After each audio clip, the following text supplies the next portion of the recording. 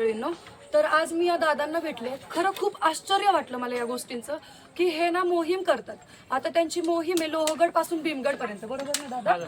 आणि ह्या दादांचा पायाला लागलंय, फ्रॅक्चर झालाय, तरी सुद्धा यांची इच्छाशक्ती इतकी दृढ आहे.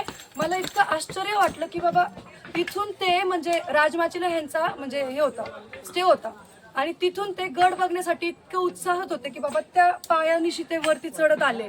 आणि इतक्या वरती इतकी अवघड वाट आहे ना दादा, इतकी अवघड वाटे वरतून की नाही का चढताना इतका प्रॉब्लेम होतोय वरती, तरी नाही का दादा चढले. तर मला खरं त्यांना विचारायचंय की तुमची म्हणजे कसं काय एवढं म्हणजे नाही का चढले तुम्ही?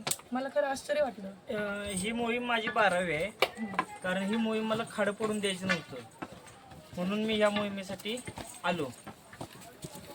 12वी मोहीम आहे? हा.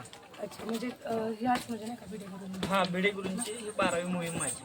खरंच मग हे मला ना म्हणजे कौतुकास्पद वाटलं. आणि त्यांच्यासोबत सगळे मंडळी पण. दादा तुमचं नाव? माझं नाव सतीश पाटील. माझी तर जवळजवळ 23वी मोहीम आहे. अच्छा, तुमचं दादा? चंद्रकांत श्रीकांत जाधव, राहणार कुंटे, तालुका तासगाव, जिल्हा सांगली. तासगावचे का? हा, म्हणजे बघू शकता एवढ्या लांबून ते मोहीम करतायत. खरं म्हणजे माणसामध्ये इच्छाशक्ती असली पाहिजे की नाही का मोहीम करण्याची. आणि आपण खरं आपल्या गडकोटांचा, आपल्या पूर्वजांचा, आपल्या इतिहासाचा खरंच विचार केला पाहिजे की जी आजची पिढी जे करतीये तर त्यांनी हा विचार केला पाहिजे की खरंच आपला इतिहास आपल्याला काय सांगतो, की किती कष्ट होते ह्या मागं. आणि या दादांना बघून मला खरं कौतुक वाटलं. जय शिवराय दादा. जय शिवराय. मला जरा तुमचा परिचय द्या. आणि तुम्ही म्हणजे ही मोहीम वगैरे करताय तर त्याचं मार्गदर्शन नक्की काय आहे हे मला सांगा तुम्ही. ही मोहीम शिवप्रतिष्ठानच्या मार्फत चालते. आदरणीय संभाजीराव भिडे गुरुजी यांच्या मार्फत चालते. गुरुजींची एक शिकवण आहे की गडकोट मोहीम की शिवाजी संभाजी यांचा रक्तगट तयार करायचा गुरुजींना, की येणाऱ्या पिढीत शिवाजी महाराज कोण होते, संभाजी महाराज कोण होते ते गुरुजींना सांगायचं. ही पिढी पुढच्या पिढीला आम्ही आता येतो, आमच्या पुढच्या पिढीला असं आम्ही सांगत की हे इथं जिवंत राहावा इतिहास. हे गुरुजींच्या मार्फत ही गुरुजींची शिकवण आहे.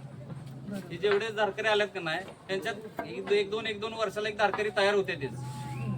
आणि गुरुजींचं काय फक्त एक हे आहे की डोक्यात येणाऱ्या पिढीत शिवाजी महाराज, संभाजी महाराज यांचं अस्तित्व जिवंत राहावं, बीज पेरलं बीज पेरले गेलं पाहिजे.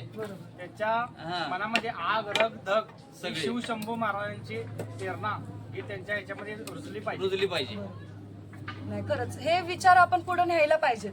कारण तो आपला इतिहास आहे आणि तो आपल्या पुढच्या पिढींपर्यंत गेलाच पाहिजे. आणि ते आपण तशी शिकवण दिली पाहिजे, तसे संस्कार दिले पाहिजे येणाऱ्या पिढींना. हा, तरुण पिढीला. बरोबर. चला मग एक घोषणा घेऊयात आपण. ठीक आहे ना? उभं राहा. छत्रपती श्री शिवाजी महाराज की जय. धर्मवीर छत्रपती संभाजी महाराज की जय. भारत माता की जय. हिंदू धर्म की जय. भारत